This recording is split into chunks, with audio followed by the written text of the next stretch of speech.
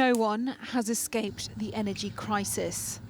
But as energy bills have skyrocketed, so too have energy firm profits.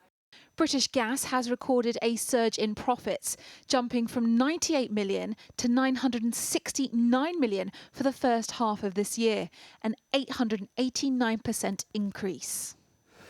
The industry watchdog Ofgem says the huge rise was a one-off because of the changes to the price cap on household bills.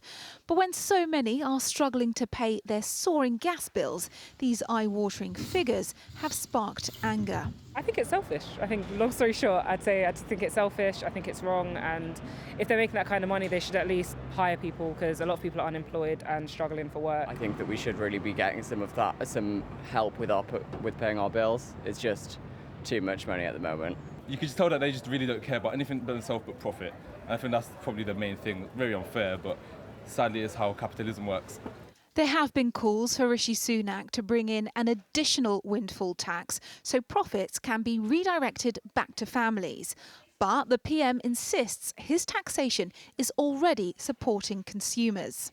I know that the number one challenge families are facing up and down the country is the cost of living, and in particular their energy bills. That's why I took a decision back when I was Chancellor to introduce a windfall tax on the energy companies. So we are now taxing these windfall profits of energy companies, and we're using that money to help us pay around half of a typical family's energy bill. British Gas is striving to make the world a more sustainable place for the future.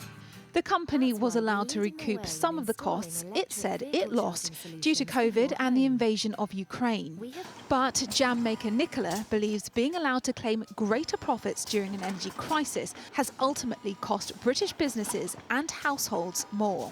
It seems really unfair. It's just a vast amount of profit. It feels quite unethical.